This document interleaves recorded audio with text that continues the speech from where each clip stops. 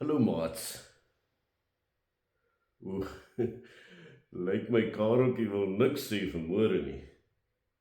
Kareltjie, maats, roep 'n bietjie vir Kareltjie toe. Roep hom 1 2 3.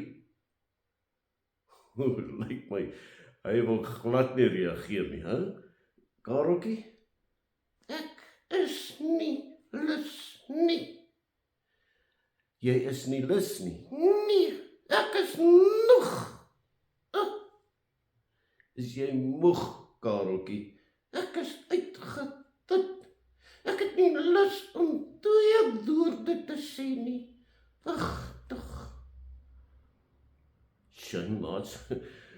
Lyk my Kareltjie is regtig uitgeput. Ek wonder wat het hom so moeg gemaak. Jy nog my nog.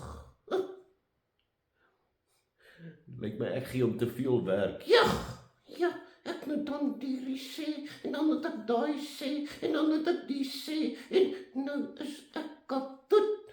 Nog. Kapot en moeg. Oh, shame. Ja, maats, ek weet van iemand anders wat ook so is. Regtig. Ja, sy naam is Elia. Elia. Dit klink soos iemand uit die duiwel uit. Ja, as iemand uit die Bybel uit, maats, Elia. Daar staan in 1 Konings 19 van hom. Ja, en wat staan daar? Maats, daar staan dat hy ook moeg was. Hy was uitgeput. Ja, Hy het onder 'n besembos gaan lê. ag, sien, seker daar in die woestyn, nee. Ja, en hy het gesê, ag, ek wil sommer net doodgaan. Was hy so nog? Hy was nog vir die lewe. Ja, maats, hy was sommer moeg vir die lewe. Maar voor dit kon gebeur, Ja, voor hy die lewe kon verlaat, ja, toe daar 'n engel gekom en so aan hom geskit gesê, word wakker.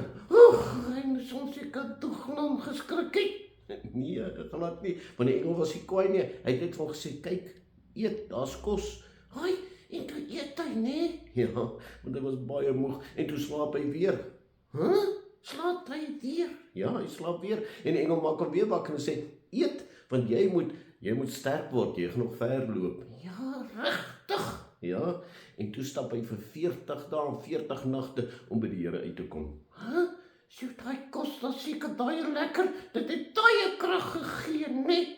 Ja, en dis wat die Here doen, maats. Wat doen die Here, Hy gee vir sy kinders krag. Ek sou sonder klaar beter. Ja, die Here gee my krag. Dankie, Elia. Kom ons bid, maats. Vader, dankie dat U ons krag gee. Amen. Nee, ja, hy gee my krag vir elke dag. Terwyl Bye, maats.